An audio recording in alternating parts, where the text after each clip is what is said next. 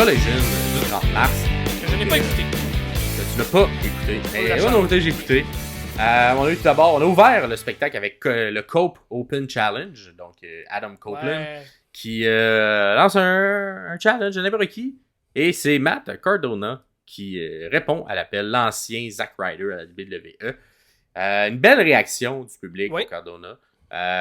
Il était très over, mais genre vraiment beaucoup over. Les gens sont au courant c'est qui, là. Ils sont au courant c'est qui, puis il y a même un moment dans le match où les Copeland et Cardona prennent le temps de comme pas lutter, puis juste regarder, puis vivre un peu l'émotion de la foule parce qu'il y était trop de temps. Fait que c'est le fun quand ça arrive. Quand t'es, deux amis aussi dans la vie, là, faut nommer. Là. Ouais. Des bons chums. Yep. Et ça a paru. C'est un bon match simple de vétérans. Fait que, mettons, si on compare dans les styles un peu plus proche sur le spectre, mettons, de la lutte, il est un peu plus dans le spectre de la WWE comme match parce que, évidemment, on peut pas aller avec un feu roulant non-stop de rythme avec deux messieurs d'un certain âge. Mais j'ai bien aimé ça et tout le long, en tout cas, j'ai l'impression, avec les matchs qui vont suivre aussi là, au courant des shows qui arrivent, Copeland, il y a comme un personnage de un peu vieux monsieur qui a la belt, mais que à chaque match, c'est de plus en plus difficile un peu là, de la garder. Un peu comme Logan dans... Je sais pas si t'as vu le film Logan. Ben oui, ben oui. Un peu un genre d'aura de Logan, tu sais, il est genre... Ça a été Wolverine, mais là, il est rendu vieux. De plus en plus difficile à guérir, de plus en plus difficile à avancer. Ouais. Je trouve un peu le personnage d'Adam Copeland ressemble à ça présentement, puis on a commencé à installer justement des petites graines de tout ça dans ce match-là. Mais je l'ai bien aimé, et après le match, victoire évidemment de Copeland, et après le match, on a House of Black, qui vient intervenir, qui vient péter la gueule. Et là, ça a été le début. C'est comme ça qu'on commence. C'est là qu'on installe les la rivalité qui va avoir lieu à Dynasty. Fait qu'un peu sorti de nulle part encore. C'est pas botché, mais on comprend. C'est ça. Mais tu sais, c'est qu'il manque le bout d'histoire de c'est quoi les raisons pourquoi House of Black font ça. Que souvent, il manque toujours dans toutes les histoires de la RDA. C'est pourquoi ils font ça, autre que c'est le match qu'on s'en va présenter, parfait, mais pourquoi... C'est quoi la motivation d'House of Black d'aller attaquer Copeland? On dirait qu'il n'y en a pas. Mais bref. Et là, de même chose de l'autre côté, vu que House of Black attaque, qui vient pas? Briscoe et Eddie Kingston. Fait que là, Briscoe, ok, t'étais en feud contre House of Black. On peut voir le petit lien qui est comme mis de ce côté-là. Mais Eddie Kingston vient de perdre sa belt contre Okada. Non, c'est ça. A pas rapport, vraiment. Mais là, il est comme... c'est Ultimate Babyface. On va le mettre avec l'autre Babyface, puis l'autre Babyface, puis ça va être ça, tu sais. Mais il n'y a pas de plus d'explication. Puis moi, même dans la logique du personnage, Kingston, tu sais, il y a tellement... on a tellement vendu la ceinture continentale autour de Kingston que, tu sais, c'était genre son rêve, puis tout, puis c'est important pour lui. Pourquoi il retourne pas courir après?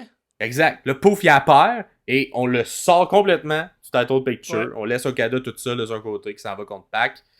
Fait que ça aussi, cette construction-là, moi, personnellement, je trouve que c'est un peu bâclé. Ouais. Même si ça fait, tu sais, on est le 30 mars, là. Fait que, même si ça fait 2 semaines qu'on commence à installer ça pour un match à Dynasty, je trouve quand même que c'est bâclé parce qu'on n'a pas de raison pourquoi ces gens-là s'associent pour aller à un match un contre l'autre. Si tu le sais que tu t'en vas vers ça, là, techniquement, là, ton pay-per-view, il est booké, ça fait 6 mois. Tu es supposé de savoir que tu t'enlignes vers ça. S'il n'y a pas de blessés, s'il n'y a pas de fuck-up majeur, tu es supposé être capable de savoir 6 mois d'avance, 1 an d'avance, vers où tu t'en vas dans tes pay-per-view.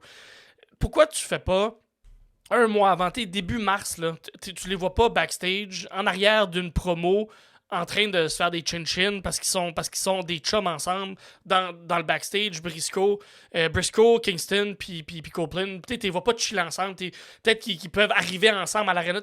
Juste nous montrer que OK, il y a un lien qui existe entre eux, pas juste c'est des gentils, on va les mettre ensemble parce qu'ils sont gentils. Ça peut être aussi simple que ça, faut créer un lien entre eux autres, t'sais. Exact. Fait que bref, c'est le petit défaut que je trouve autour. Je trouve que c'est une des elle est construite, mais elle est construite un peu de manière qu'un enfant de 6 ans aurait fait. Genre, bon, let's go. Vous trois contre vous trois. Et c'est ça l'histoire. Tony Khan, des fois, il sonne comme un enfant de 6 ans. Ouais, mais bon, un bon match quand même entre Copeland et Cardona. Ensuite, dans le même soir, le même collision, on a FTR contre Infantry. C'était le match... Fur Infantry, hein. Fur Infantry, ok. Parce que ils sont fait renvoyer comme la semaine d'après. Là. Ah, ok, ça a mal terminé. For Infantry, malheureusement, mais il était quand même dans le tournoi par équipe. Et ils l'ont perdu, évidemment, parce qu'on n'aurait pas renvoyé quelqu'un qui a gagné, qui s'est rendu loin dans le tournoi. Fait que ça, c'est l'espèce de tournoi pour savoir qui va être les nouveaux champions, parce que Darby Allin a remis les ceintures. Il ne voulait pas les garder, vu que Sting n'était plus là. Donc, c'est un des premiers matchs. Fait que FTR gagne le match. Encore un bon match de FTR, un classique. Des beaux enchaînements. Ce que j'ai aimé aussi du match, c'est qu'à plusieurs reprises, il y a comme des manques de communication entre FTR, mais qui ne leur coûtent pas la victoire. Okay. Fait qu'ils se rentrent dedans, mais ils sont capables de... À cause qu'ils ont de l'expérience, je pense que c'est ce qu'on vend, à cause de l'expérience, à cause qu'ils sont des vétérans, puis ça fait longtemps qu'ils sont en équipe ensemble. Même de se frapper, ça n'a pas d'impact sur le match. Ils réussissent quand même à récupérer le tout. Ouais, fait que ça, dans le style de logique ou de construction d'un match, j'ai encore trouvé ça super intelligent. C'est quelque chose qu'on voit pas souvent dans des matchs par équipe. Souvent, quand on s'attaque, c'est pour coûter la victoire ou tout ça. Mais dans ce cas-ci, non. On se frappe, on manque de communication, mais on réussit quand même à gagner la victoire.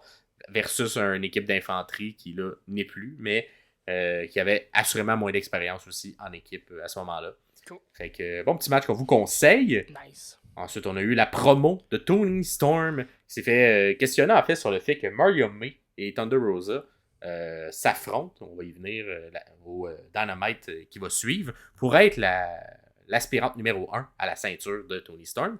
Et là, on essayait de diriger les questions dans le fond vers Toni Storm. C'était fâché que Mario May soit mis dans une position comme ça. Puis on tentait d'installer un peu de graines de est-ce qu'il va y avoir un turn, est-ce que Mario May s'en va contre toi, pourquoi Mario May, étais-tu contente qu'elle soit là? Et finalement, non, Toni Storm était super contente, elle était fière de Mario May, elle l'a même embrassé, et là, ça a commencé, on construit en ce moment autour de Toni Storm. Je pense que c'est quelque chose qu'il y avait à la Stardom. On se donne des becs entre les filles, beaucoup, pour nous dire qu'on est contente. Puis elle est très contente dans le match. Elle a une très bonne ligne aussi, où elle dit, non, je me vois, I see myself in you. And I love me. Donc, je me vois en toi et je m'aime tellement. Fait que c'est pour ça. J'ai trouvé la ligne bon. Elle a également parlé de Thunder Rosa, qui était l'ancienne championne, qui a jamais perdu, qui a perdu la ceinture à cause qu'elle s'est blessée. Et elle fait une espèce de ligne de coke, mais sur sa ceinture, en disant genre... Tu ne sentiras jamais le cuir de cette ceinture. Fait qu'encore une fois, du Toni Storm un peu bizarre, absurde, drôle. J'adore ça. Elle est très bonne dans ce personnage-là. Fait que je vous conseille cette petite promo backstage. Et finalement, je pense que c'était le main event. On avait Danielson, Castagnoli et Shibata contre The Righteous. Avec aussi des gens qu'on voit pas souvent. Ouais. Et Archer, encore une fois, aucune histoire de pourquoi, c'est ça. Shibata se contre Danielson l'avait. On a juste décidé de mettre ces trois-là contre ces trois-là. Mais les gens qui étaient disponibles. Ça fait un bon match, par exemple. Ça a fait un bon match parce qu'on en parle, mais ça aurait fait un meilleur match si on l'avait préparé un peu plus d'avance. Il n'y a pas la couche de plus par-dessus. On pourrait très bien ne pas l'écouter comme j'ai fait, puis on n'en parle plus jamais, puis c'est un match qui va juste finir dans le garde-robe, puis that's it. Mais s'il y avait eu une petite histoire accrochée à ça, j'irais le regarder, le match. J'ai plus le goût d'écouter le match de Copeland contre Cardona que ce match-là. Puis côté technique, ce match-là devrait être beaucoup plus intéressant. Mais c'est parce que l'autre, même s'il n'y a pas d'histoire parce que c'est un Cope Open, il y a une petite histoire quand même entre les deux lutteurs, puis de l'ancienneté, puis il y a quelque chose qui me raccroche plus que juste la lutte. T'sais. Exact. Puis même, il n'y a pas d'histoire, mais il y a quand même plus d'histoire que ça. Parce qu'un Open Challenge, c'est déjà un minimum d'histoire. Ouais, c'est ça. Ouais. Fait que je suis comme... fait que je suis genre, c'est déjà mieux que ça. Fait que dans ce match-là, cependant, Claudio Castagnoli est en feu. Il y a vraiment eu beaucoup de belles séquences, entre autres avec Lance Archer. Il y a d'ailleurs eu un superbe hot tag de Castagnoli à Shibata qui était le fun comme enchaînement. Donc, c'est comme il a comme évité un premier coup qui arrivait de côté. Il a comme fait plusieurs évitements pour ensuite faire le hot tag à Shibata. Le dernier 6-7 minutes du match était très bon. Fait que ça, je vous le conseille. C'était probablement même un highlight sur YouTube. Fait que vous pouvez aller le voir gratuitement. Sur la chaîne de la All Elite Wrestling. Fait que je vous le conseille. Les débuts de match est un peu plus lent. Puis lorsque ça commence à enchaîner, vous voyez, Claudio est vraiment mis de l'avant dans ce match-là. J'ai l'impression qu'on a peut-être un peu protégé Danielson, qui a fait beaucoup de matchs plus durs sur le corps dans les dernières semaines. Fait que on l'a peut-être mis un petit peu moins de l'avant. Et c'est Claudio qui a fait le gros de la job. The Righteous, je sais pas. C'est correct. C'est correct, mais... Petite gimmick un peu funky qui... Mais c'est qu'ils ont comme un gimmick t'as besoin d'avoir du temps de micro, t'as besoin d'avoir des vignettes, puis c'est tout le genre de choses qu'on n'a pas à All Elite. Puis tu sais, le peu qu'on a, faut que tu sois vraiment dans le main event pour avoir ce genre de vignettes-là. Quand t'es low card, t'en auras pas de vignettes. Fait que c'est vraiment une différence face à la WWE. Et j'ai l'impression que leur style, leur personnage serait mieux servi en low card à la WWE qu'en low card à la All Elite. Je suis très d'accord. Puis, on dirait, moi, The Righteous, c'est une gimmick que j'aimerais aimer. Que c'est le genre de gimmick un peu. C'est un genre de Wyatt Family un peu. Là. Ouais, c'est ça, un peu tes cultes. Suivez-nous, on va. Praise me, suivez-moi dans tout. Puis ça pourrait faire un stable intéressant, pas juste deux personnes. Un peu out of the blue qui ont l'air juste finalement losers là, qui sont là puis ça donne rien, fait que je suis d'accord à 100%, puis même je pense même pas qu'on est en train de les builder à Ring of Honor parce que je pense qu'ils luttent plus souvent à la Ring of Honor, ils sont plus dans l'entourage du Ring of Honor, puis même là j'ai pas l'impression qu'on leur donne le temps qui leur est dû, qu'ils méritent en fait pour être capable de vraiment vendre cette gimmick là, fait que c'est une belle observation pour The Righteous, un nom qui se prononce pas comme qui s'écrit. Non, vraiment pas. Puis c'est ce qui complète ce collision-là.